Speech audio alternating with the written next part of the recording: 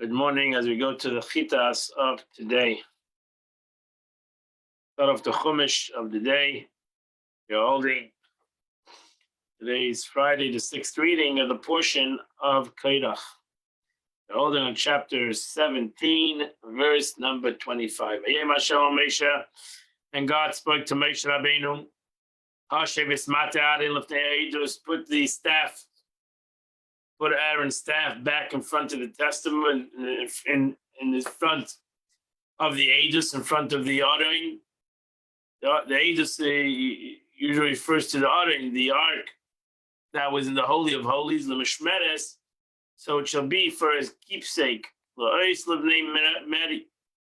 it should be a sign to rebellious ones, so that the complaints will against me will end, and they will not die. Rashi says, Rashi says, is equivalent to Sichla. It's a concept, look, it's the grammar, it's a concept of that it will fall away.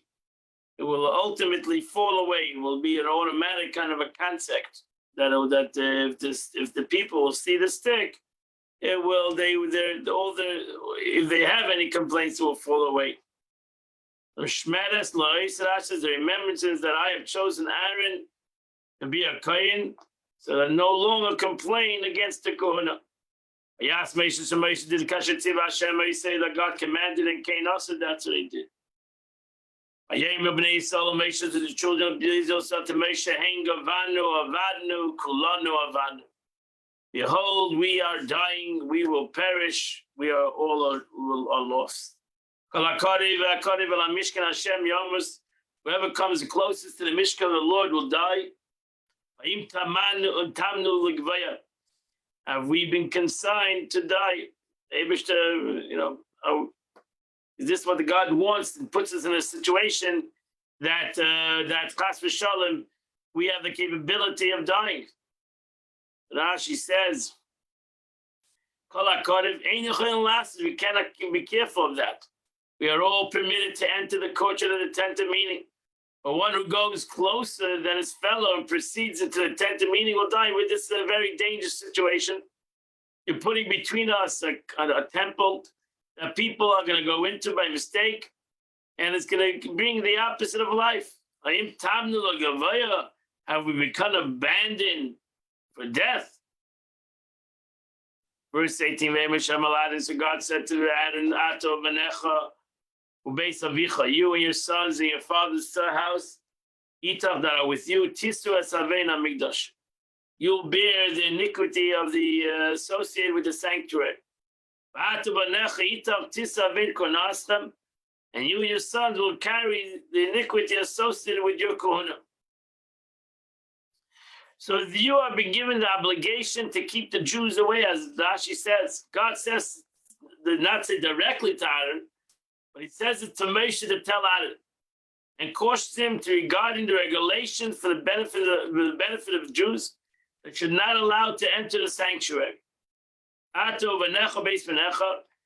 the sons of Kahas, who are Amram's father.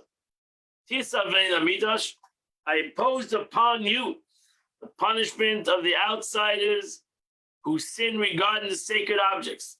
Entrusted to you, you are obligated. I've given you the responsibility of the Beis Hamikdash, and you're responsible to make sure to keep its holiness. And the tent, the ark, the table, the sacred vessels, you shall sit and warn any unauthorized person who attempts to touch any sacred object, your obligation.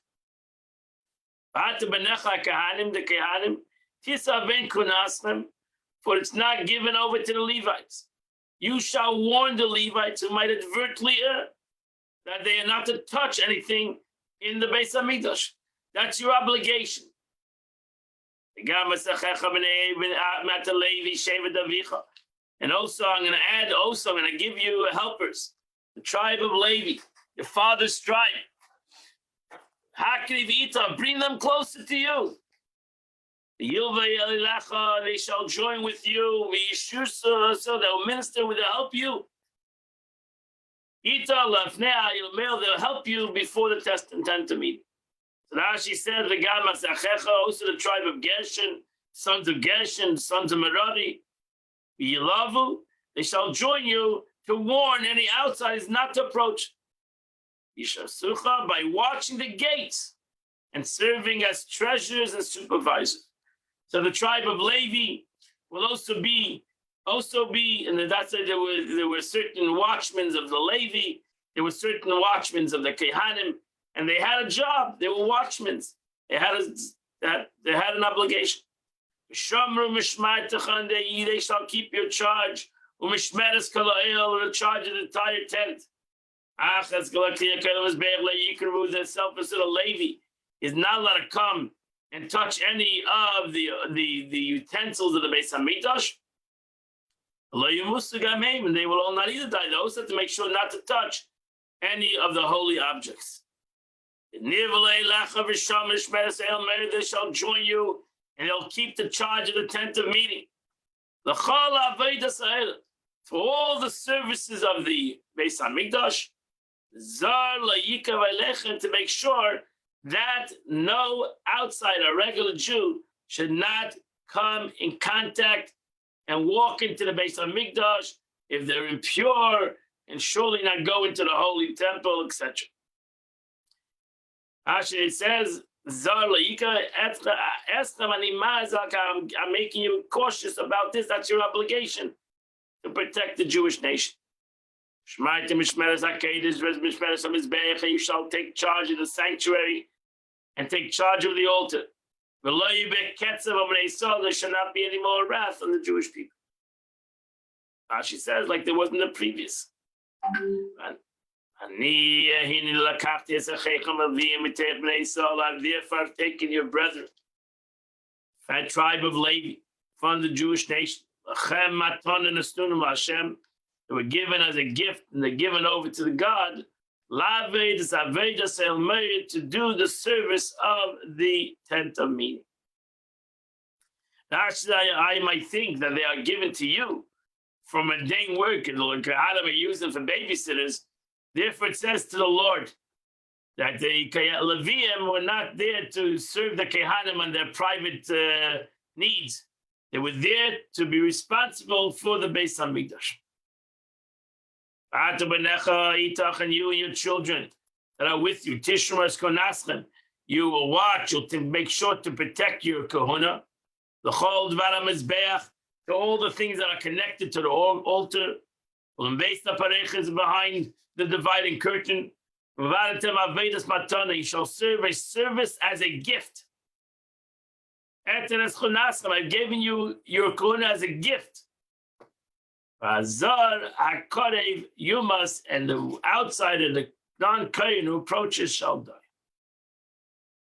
So Avodas Matana, I have given it to you as a gift. You do not be the kohen, the Levi.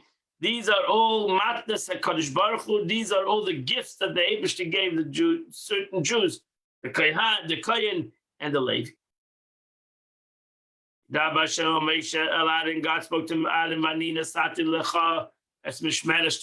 behold, I've given you the charge of my gift offerings. And all the holy things that the children of Israel are going to bring.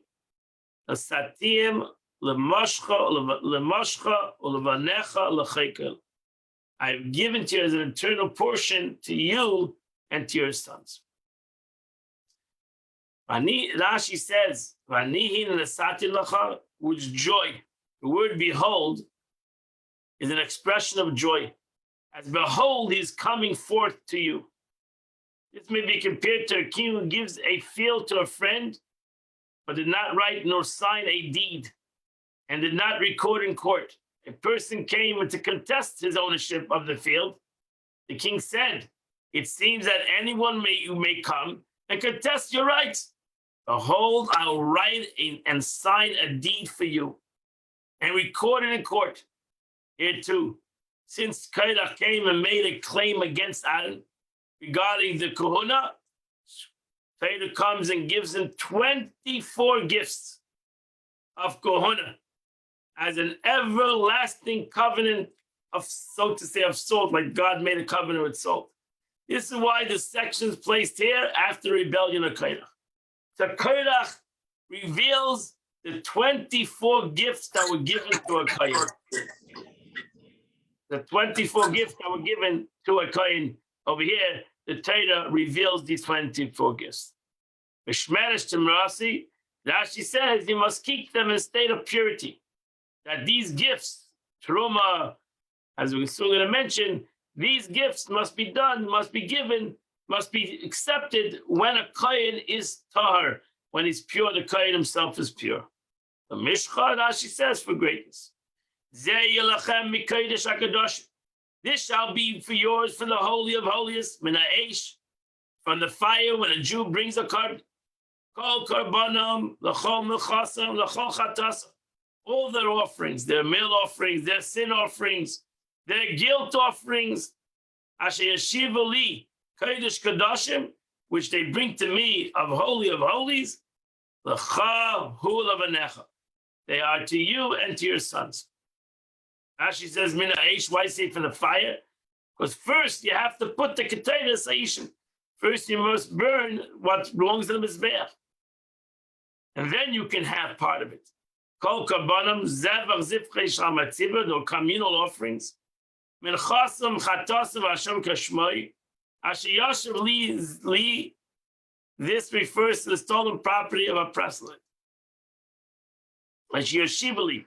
I mean, that they, we mentioned before that if a person steals from a ger, and the ger dies, convert dies, and he has nobody to, he has no children, and he has nobody to give that he stole, and he has to bring it to the Beis Hamikdash.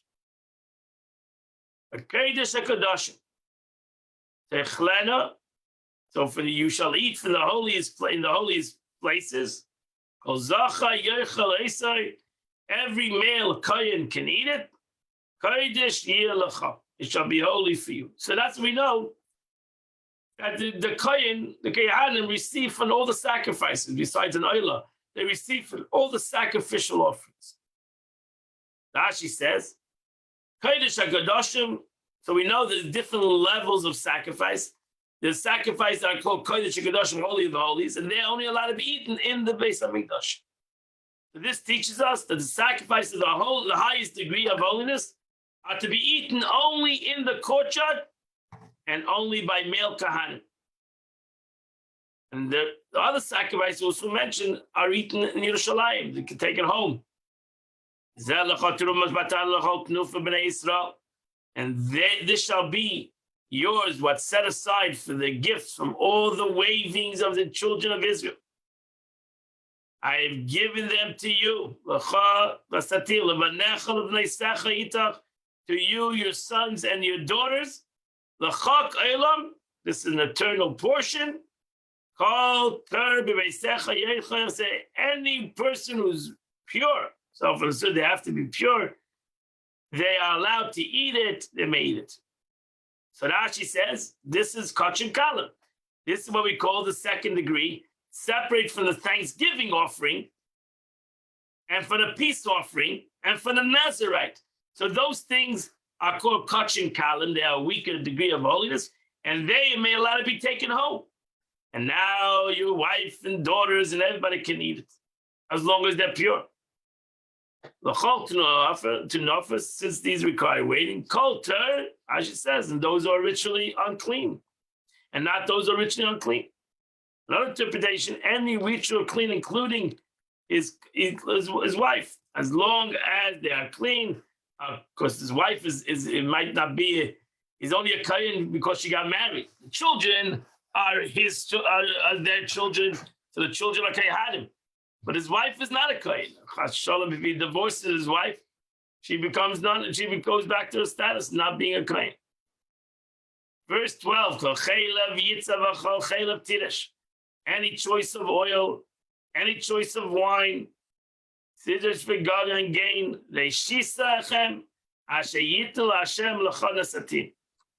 So that's Truma Gedola. A Yid has to give everything from everything he has to give a Truma to the Eibishter that belongs to the Kohen. So this refers to the Truma Gedola, the Kayin portion of produce separated by the Jews, given to the Kayin. Next, number 13, verse 13. The first fruit that grow in your land. Asher Vil Hashem. When a Jew brings the first fruits to the Beis Hamikdash, l'chayeh. Where does all those fruit go to? They go to the Kayin. Kol ter beisechel lechem. Take it home. You don't have to leave it in the Beis Hamikdash. Take it home, and everybody can eat it. Kol chedim b'Yisrael. Any devoted thing, the person says, I give it to the Beis Hamikdash. Anything that is given to the Beis Hamikdash, l'chayeh, it belongs to you. That's also like property. We learned that. We learned in the previous before. The concept of property is given over to the Kayin. The Kayin has the right to keep it.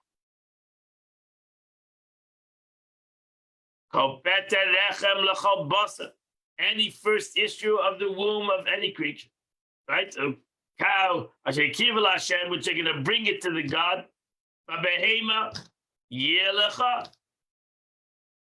Belongs to you.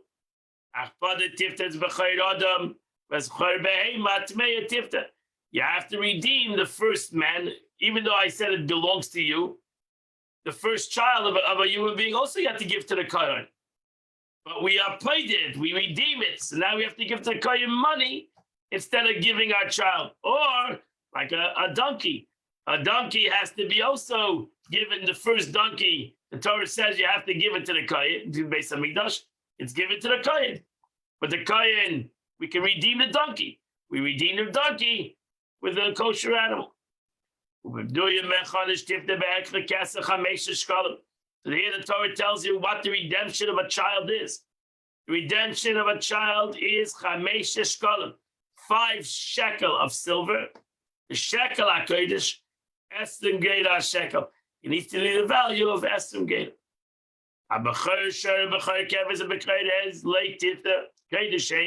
However, firstborn ox, the firstborn sheep, the firstborn goat, you don't redeem. You have to give the actual animal. As Tamim Leitivta Kodeshem, as Tamim Tizgav as Be'er, the Chal Tizga is Yishalech Nechayev Hashem. You sprinkle on the blood, you'll sprinkle on the altar, the fats you burn on the fire offering, and and from its flesh, and from the flesh of it will be yours. The breast of waving and the right thigh belongs to the Kohen. So that's about the peace offering, which is eaten by the Kohen, their wives, their children, and the slaves for 2 days and 1 night. That's how long you have to eat. You take it home. You cannot keep it forever. You only can eat it for 2 days and 3 days and 2 nights. So that so may the firstborn animal be eaten 2 days and 1 night. The Chayeh, Ben Kiva, by repeating the word shall be yours, scripture adds another being. So that you should not say that it's not like the beast, like the breast and the thigh of Thanksgiving offering, which is eaten only 1 day and 1 night. Over here, the Torah gives you 2 days and 1 night. Called Trumas HaKodshim Asherim B'nei Yisrael Hashem, and all gifts of the holy offerings are set aside by the children of Israel for the Lord. L'saticha lach, I've given it to you. L'vanecha l'bnei secha, to you and your sons and your daughters. L'chak elam, for an everlasting, eternal portion. B'ris melech elam, it's like the eternal covenant I made with the salt. L'fnei Hashem, l'cha l'zarecha, to you and to your family. Hashem says, because this passion is so cherished, it generalized at the beginning, generalized at the end, and detailed in the middle. They have klal, prat, uklal. So this ends off with saying, I have given you everything. Everything that the Jewish people are going to give to God, partially, or maybe the entire thing is going to be given to you. Bris Melech, an eternal covenant of salt, enacted a covenant with Aaron, with an object that is wholesome and lasting and keeps other foodstuff wholesome, salt. Bris melech, like a covenant made with salt, that shall never spoil. Actually, this is connected, according to Chassidut, with the second day of creation. Chassidut says the whole argument of Kairach all comes from the second day of creation, when argument was created. But was created for a bris that would come out with the melech, with the Eibush that made a covenant with the lower waters. That God separated the lower waters and the upper waters. And the lower waters, through the crying of the lower waters, God made a bris with it. That melech will always be on every table of every Jew. And it'll be on the Mizbeach. So therefore, the whole separation brought about a revelation of this covenant. So too, the Eibush made a covenant with Aaron. And this argument of Kairach and Aaron brought about a covenant between the Kohanim and God and the Jewish people, that we would keep this presents to the Kohen Gadol, to the Kohen, I'm sorry, that we would give these presents to the Kohen forever and ever. Today we don't do Truma Maisis, but and we don't have the Beis Hamikdash, but we still give honor to the Kohen. Vayem Hashem el Aaron, and God so to Aaron, you will not inherit in the land. The Kohanim are not going to have a part of Eretz Yisrael. You will not have a portion in the land of Israel. I am your inheritance, and I am your portion, the Seich B'nai Yisrael, in the midst of the Jewish people. So Rashi says, even the spoils of war, a Kohen does not take part in the spoils of war.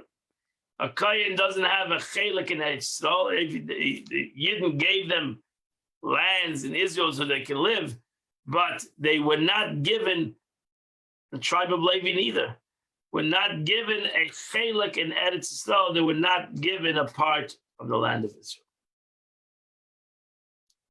And that is the Chumash for today. We now go to the Tanya of the day. We're holding in the middle of chapter 9. And Alter Rebbe continues.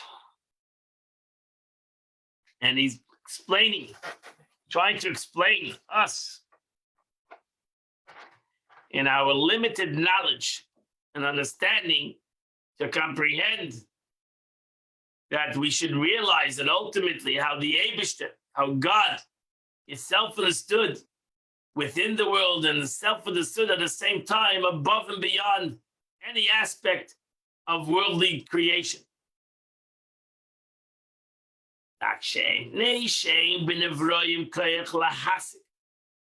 So much as within the power of a created being, a human being, to comprehend. What can a human being comprehend of godliness? They only can comprehend from when it starts to come down from the highest level of Chachma. So a human being, that's why the Arizal brought about the concept of Esses Sfiras, explained the concept of 10 manifestation, because that's where we start comprehension. When Chachma was revealed to the world, Chachma of the world of Atzilus, the world of emanation, wisdom was revealed. Now humans can have a beginning of comprehension. And Shehide Shisa. And they can, and because that's the beginning. That's where it all starts. L'madrega Sasiya Shvela. To the level of action. We have from the level of Chachma to the level of action. And now we have comprehension. We can explain to you Chachma, how Chachma goes into Bina, and how Bina goes into Das, and how Das goes into Chesed. We can explain state of the Shtalshlus. We can explain the concept of the descent, but where we start from Chachma. And now we can say how great Chachma is in comparison to Asiya, in comparison to the world of action. We can say, we can understand that. We can understand how wisdom in comparison to a concept of action is very far one from the other. So the world of Chachma Atzilus to the world of Asiya, we can understand and comprehend, and we can see with our minds that it's a vast difference. And now we can say, now if you understand where Chachma is so far away from Asiya, now you can have some analogy to God to Chachma. So if we can comprehend how far distance wisdom is to action, now we can have a little bit of understanding how God is to wisdom.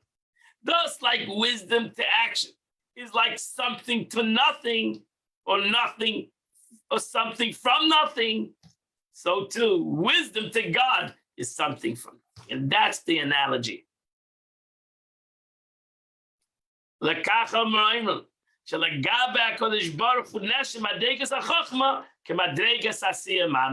Now we can have some kind of understanding that to God, wisdom is like an action.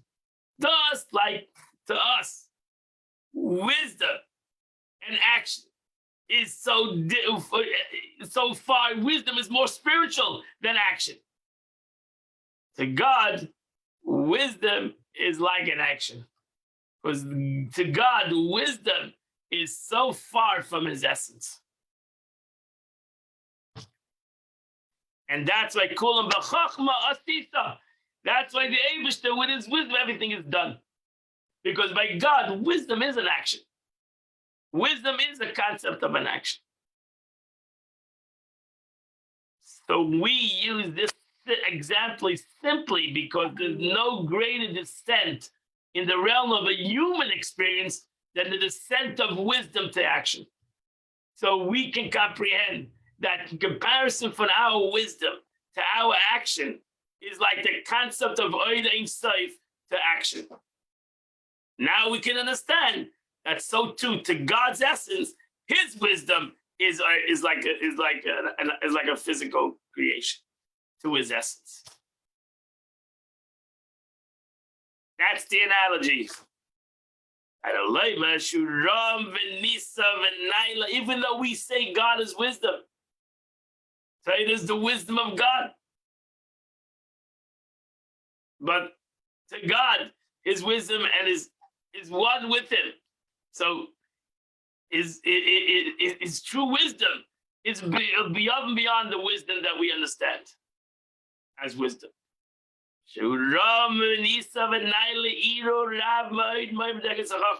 God is a highly exalted, greatly elevated above the level of wisdom that we understand as wisdom.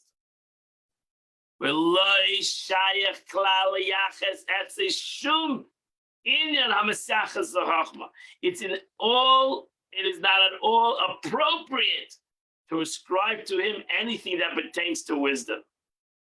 I feel of that even in a very lofty and sublime form. Meaning, even if by doing so we mean to express how high transcendent wisdom. It's an embarrassing statement to God to say that in essence, where God has wisdom. And even a very lofty wisdom. For example, to say on God, that it's beyond the capacity of any higher or low creature to comprehend his wisdom and efforts. Even this negative reference to wisdom is inappropriate. So even to say that God's wisdom is greater than the highest wisdom, that's an embarrassing statement. Because there's no comparison between the highest level of wisdom and God's wisdom. There's no comparison. You can't even say it in a positive way, and you can't even say it in a negative way.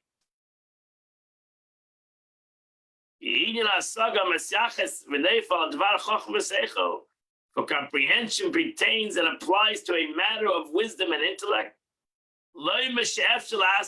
about which one can say that it can, or it cannot be understood. Because the profundity of the concept is so deep, I cannot understand it. So even I can understand there are things I understand, and there are wisdoms that I don't understand because it's just too high for me. So it's so when it comes, there are wisdoms that are high for me. It's too much. It's too high for me. Certain wisdoms. I don't understand everything. Hopefully, all of us comprehend this concept. So there are wisdoms that I understand and wisdom that I don't understand. But you can't say that concept on God. The Eibush is above wisdom. So you can't say I cannot understand God because he's a higher wisdom. The Eibush is not wisdom.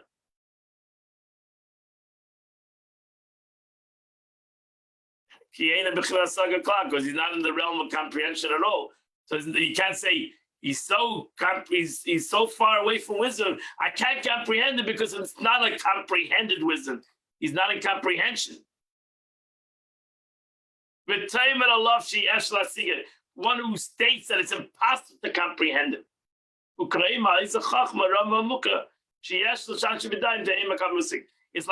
It's almost like saying, it is like saying, the Alter Rebbe says, it's like one who says some lofty, profound concept that it cannot be touched with their hands because of the depth of the concept.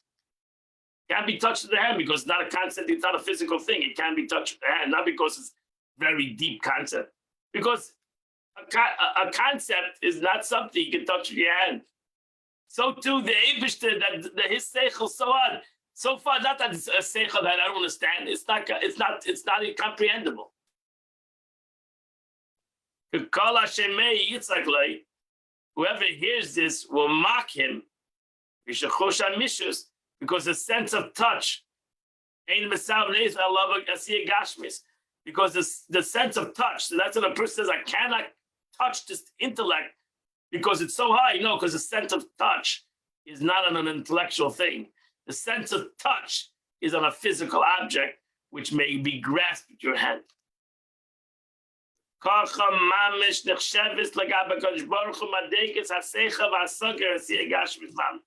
Exactly so. Any level of intellect, comprehension in the world, in this world, in the upper worlds, in the spirituals, the higher spirituals, to the Eibush, it's not a concept. It's all a physical thing. It's all creation. So to God, any wisdom is a creation. To us, wisdom is spiritual in comparison to a physical thing. The Eibush, everything was created by him, even wisdom. So to God, who's above and beyond all this, and nothing, no name and no attribute can be connected to him, it's all his creation, and ultimately everything is physical to him. Kulam b'chachma asisa. The Eibush, physical and wisdom are the exact same thing.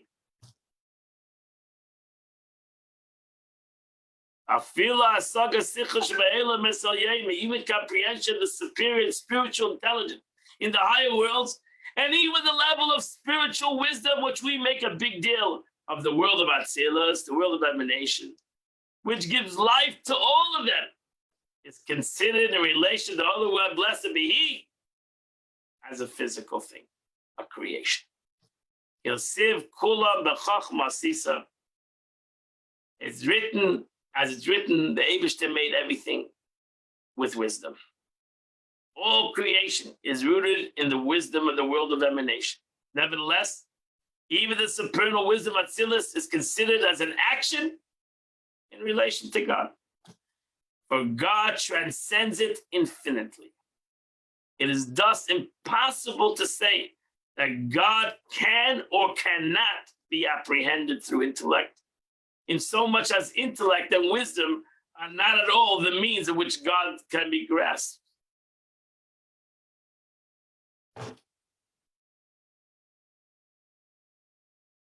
The only way you can grasp God is by doing a mitzvah.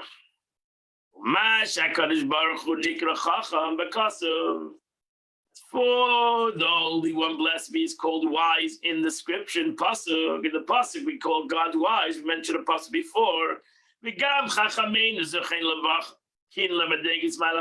Also, our sages also express that God is wisdom. Not that God is wisdom. God is the source of wisdom.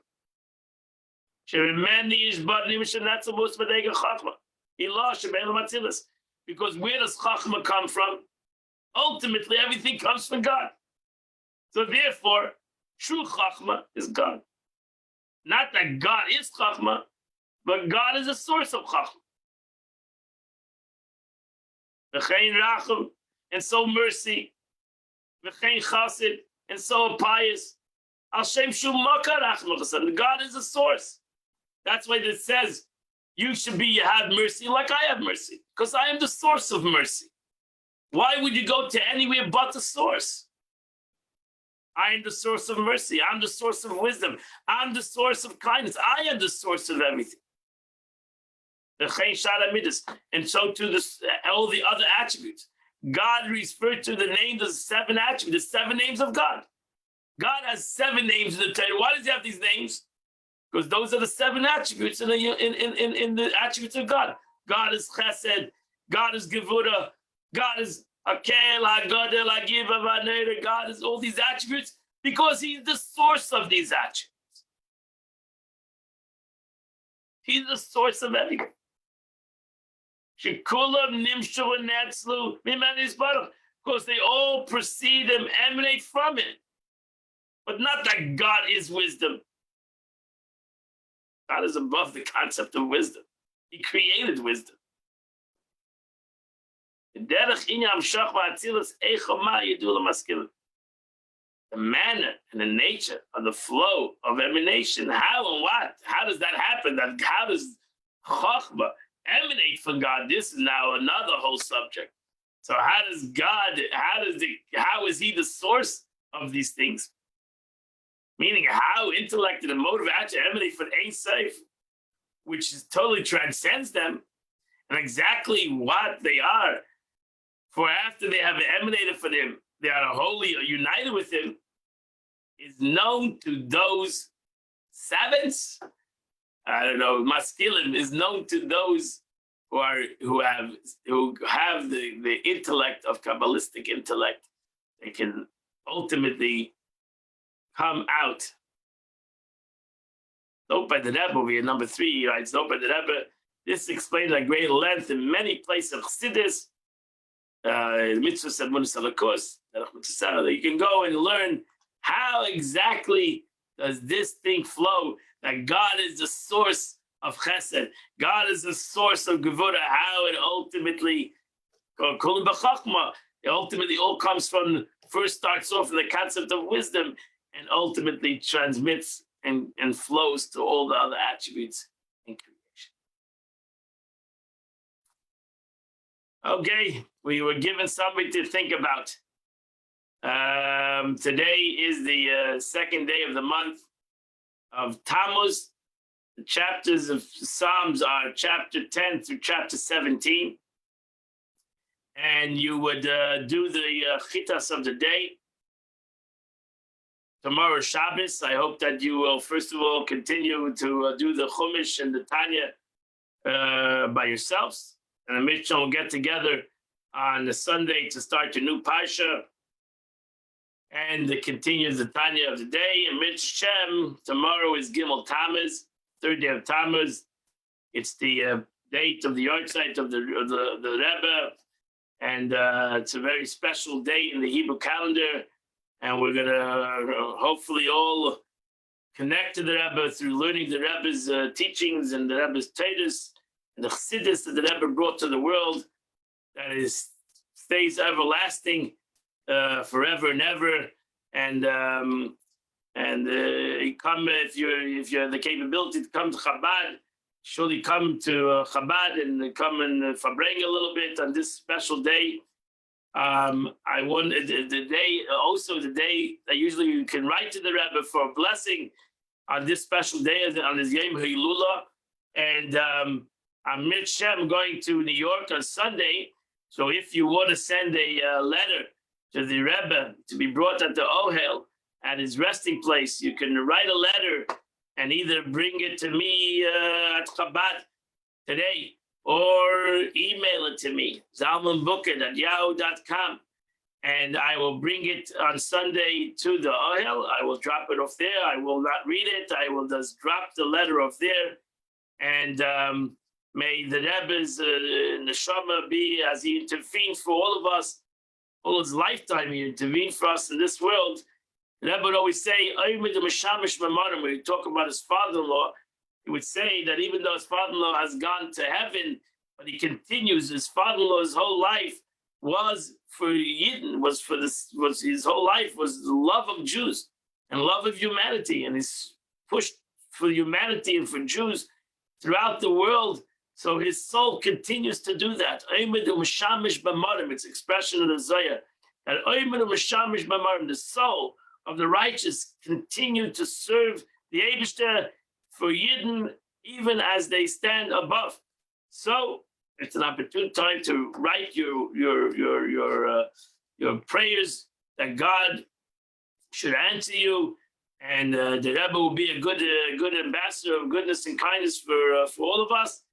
And just make sure you put your name, your Hebrew name, or your whatever name you have, and your mother's name, and send it to me, and I will bring it on Mitzvah on Sunday. I want to wish you all a wonderful and beautiful Shabbos, and Mitzvah will see you all in Mitzvah on Sunday morning at 8 a.m.